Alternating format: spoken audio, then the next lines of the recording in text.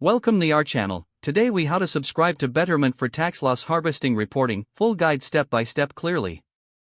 Once on the home page, locate the Get Started button and click on it.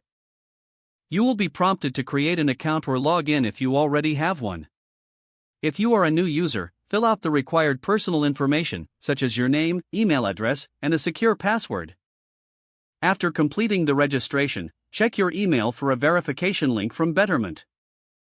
Click the verification link to confirm your email address and activate your account. Next, log into your Betterment account using your credentials. Once logged in, navigate to the Settings section of your account. In the Settings menu, look for the Tax or Tax Loss Harvesting option. Click on this option to access the tax loss harvesting features. You will find information about tax loss harvesting and its benefits. Read through the information provided to understand how it works. After reviewing, look for the option to enable tax loss harvesting.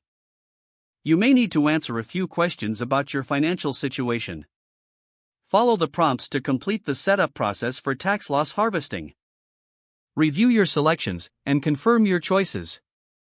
Once you have enabled tax loss harvesting, Betterment will begin to monitor your investments. You can expect to receive reports regarding tax loss harvesting automatically. Check your account periodically for updates and notifications. Make sure to familiarize yourself with how to access these reports in your account. If you have questions, utilize Betterment's support resources or contact their customer service.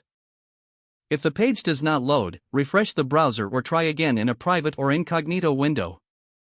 Make sure you are using the correct email address, then retype it carefully to avoid small typos. If your password is not accepted, use the reset option and create a new strong password you can remember.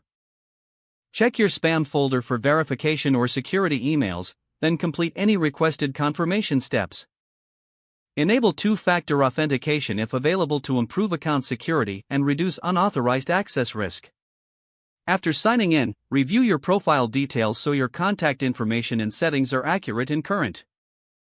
If you see an error message, note it down and try again after restarting your device and internet connection.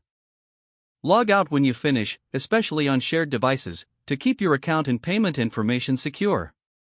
Don't forget to like this video and subscribe to our channel for more step-by-step tech guides.